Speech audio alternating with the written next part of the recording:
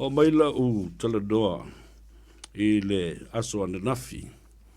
Ia male mata upo o lau walunga pea i le teimile nei. O lea, le lakapi a Samoa.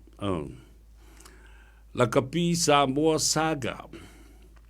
Ale wingo le mele na. Le vevesi lea na whailei a o mai moa, mamata mata, ma whaafonga fonga Samoa, i le lalolagi a toa. Aisea, e fiu lava. E toe nā le tamai moa e io lava. Nanga o lea ua whaafonga atu Samoa. Walia e ane ilunga, masu eni ane ilunga. Le tele o mafua anga. Ua whaale tonu ai le whaalapu putonga male i tu tino le ta'longa la kapi i tu tonu o le tunu ai maise le au male ta'longa i pele i loto ba nganga o Samoa. E fiu foi lai to e whaau fufi wha manungase ina ia nā tia i whatua la vai mea o tutupu. There is no way that you can iron this out now or even to hide all this that was happening behind the closed doors with the directors and the board of Lakapi Samoa. A mata mai lava i le sa se ai le tofinga tai fono le pelestene i le tele o tausanga o mawai o ia fo i sa avea ma pale mia le atunu. La le mele ua mai tau i ei Samoa. Na mata o tau whiololo ma le lei na ua mai le paenga ma le fola sanga le fionga le li pale mia. O le au tū lava ia la vea i.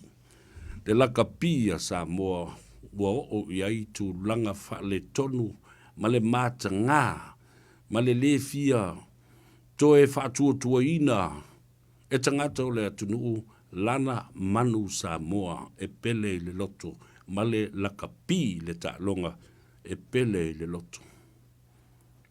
Ia, ko ala me tau na whai. Te tau ona toi a uli le lei, ma toi pae le lei, ma toi whaatulanga le lei. O ala me tau ona whai e sui ai mea ia. Mua, toi whai ni te unga, i le whawai. We definitely need some amendments to the Constitution.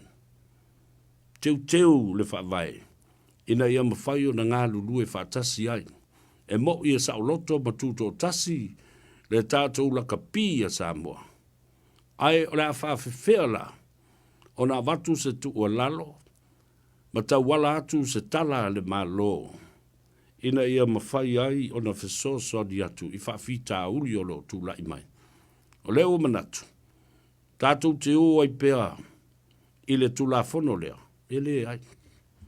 E le te tau o no ai whapea. E o la tutu o tasi, mo le aise me mo aise tupe. Le aise sponsor e toi whatutua ina le au o le manu Samoa, ma le pūlenga o le au o le manu Samoa. Le fo i lau wa fasilingi ai. Pena whape i o na tā pena li poti wha le tupe. I le tele o nei tau sanga ua tuanai. A o le tele i o teibi sa su e ai tupe le atunuu. Su i le ula. Ma lafua i atu i tau au o le pūlenga ai meise o le nganga moni ma le naunau ta inga. O a nei tupe e ta tau o na maua se whaamrianga. Mo alo matama whanau o loo ta alo ma tau ave le fua a Samoa. I le atu nuu, isi atu nuu malaulangi atoa.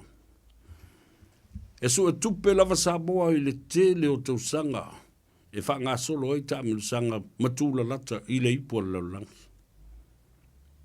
Sa tau whio lolo a wai maua maina i sponsors. Le whasoso ni atu fo i le atu nuu, whai tau miliona. Ai e mai whale ata e o pū, ma toi liki mai tua, e le lei o na tausi tamata a alo le atunu. Le anga totongi, le lei le whaafsenga ina ma le whaatulanga ina, o feutanga inga i kon kalate a tama.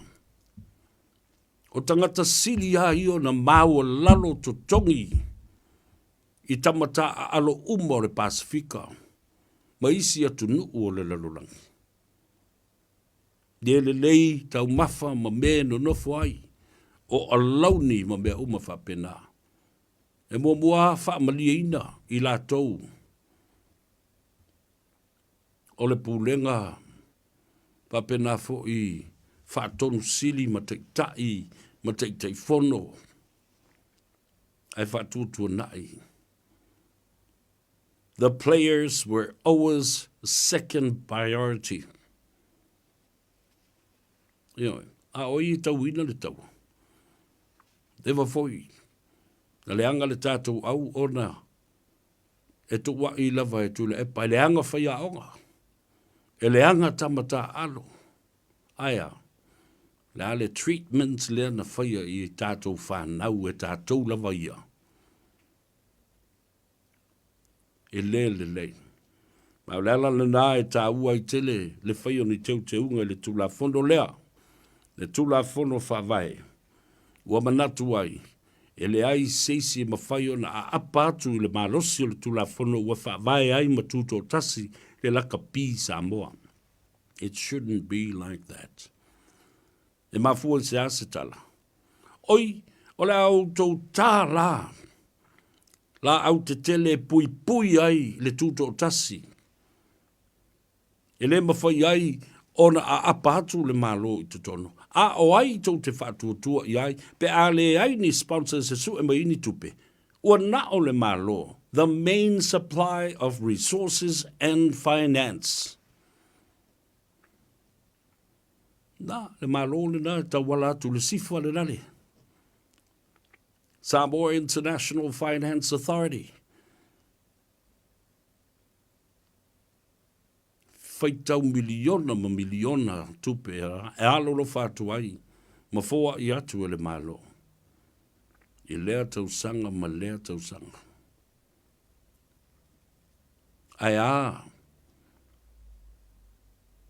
countries that donate money because they have faith and enjoy the style of Samoan rugby. The open flair of our style of rugby is unique on the world stage. It is entertaining. Is it thrilling? And lovingly admired by many millions and millions of fans around the world. Aya. Toi pua le wa au tia ia tia. Tātou tāng neofi lava i tātou ma whau matia. Le kauria ma le ola tautua. A wale le leile penitala ma le mawhauwhau o lesi tama ua tuu iai le mea lofa. Togi iai le polo lakapi ma tamo e masai step ma watu ai lava sikoa. Wa mai moa iai le atunu o le lalolangi. Ma watu ai. E saidi kong kalate. Mana tua lesi vai teimi ele i mamau atu nei. Lea na vevesi ai nei a wau le mawhai na alu le tua le na e masani o na umaloa. Le ipo le lalolangi. O na wha ngā solo leo le tua le na to the southern hemisphere. To the northern hemisphere. O i. E sa ili ai kon kalate a tamata alo. A walen whai o na alu. Fumfa le mea. Le se tupe. A le hae pepese hae le te mile nei whamea leo se tupe a le malo. Whaingofia i ona tanga otu le malo. Wha tupe a tō le mea. A la lea. O ngā yoinga fo i a le malo. Wa lo lofa mai e isi atu nuu le IRB whatasi ai ma Australia. Fund mai le 5 miliona. Mo le 5 tausanga. E fia mata pea Australia I le tu ai ngā ta alo le, ta alo ai Samoa I lana lakapi.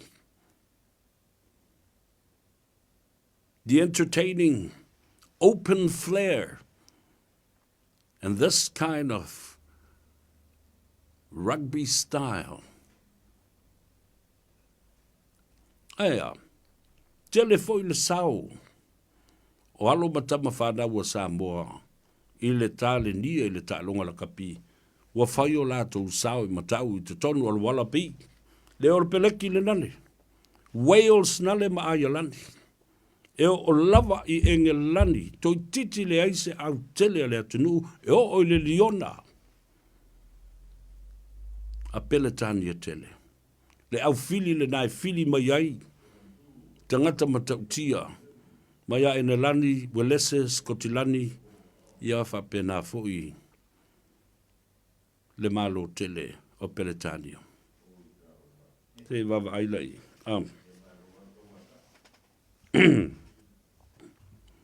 O anisi suinga e tau na fai I le mea lea, au tau uma fai pule ma le au fai polo kiki o lo iai te tonu o le li o leo le lakapi Samoa ese. Mali li ia. Step down and stay away from lakapi Samoa.